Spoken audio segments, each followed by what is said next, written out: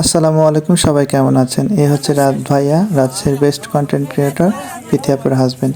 আজকে হচ্ছে আমাদের শেষ ভিডিও টাঙ্গুয়ার হাল সম্পর্কে। কেমন আছেন সবাই? তো আমরা আজকের ভিডিওতে দেখাবো জাদুকাটা নদী, বারাক্কা টিলা এবং শিমুল বাগান।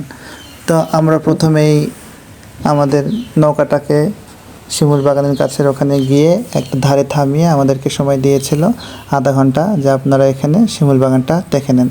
তা আমার বন্ধু এখানে দেখছে এবং ব্রিফিং করছিল যে শিমুল বাগানটা আসলে সৌন্দর্য কেমন এবং কোন সময়ে আসলে লাল ফুল পাওয়া যাবে আর কোন সময়ে আসলে সবুজ পাওয়া যাবে।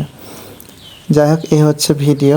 দেখেন, আসলেই যখন আমি বাগানটা গেছিলাম আমার মনটা একেবারে অন্য জগতে চলে গেছিলো। মনে হচ্ছে কোনো এক সবুজ সমারোহ, কল্পনার জগতে, কল্পনার বাগানে এসেছি।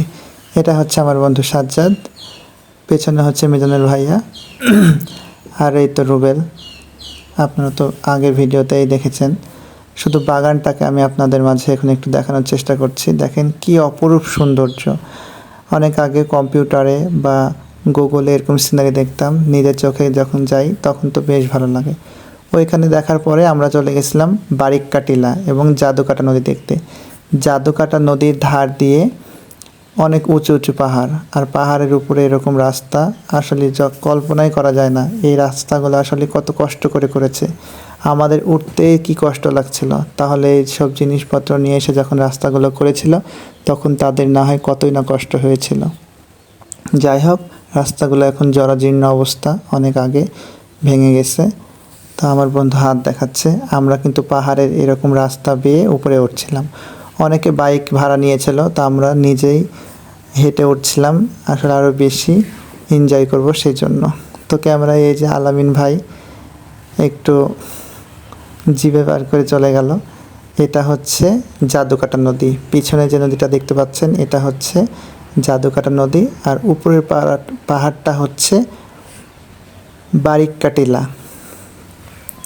এখানে কিন্তু ইন্ডিয়ার একটা স্তম্ভ আছে, লেখা আছে কত সালে এবং কোথা থেকে সীমানা।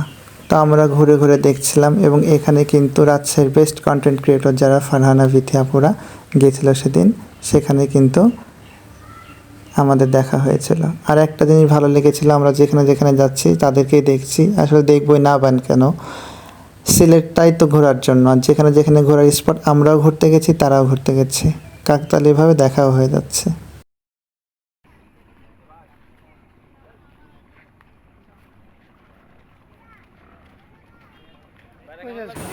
আমরা যেদিন গেছিলাম সেদিন কিন্তু মেঘ মেঘ ছিল, পাহাড়ের উপর থেকে মেঘগুলো দেখতে বেশ ভালো লাগছিল।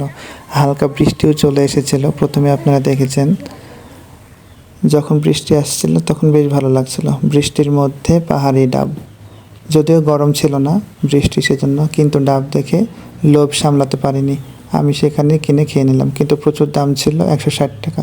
তারপর সেখান থেকে নৌকাতে আসার পরে আমাদেরকে গোসলের সময় দিয়েছিল এবং আমরা গোসল করছিলাম, আর গোসল করতে গিয়ে একটা পুঁটি মাছ পেয়েছিলাম।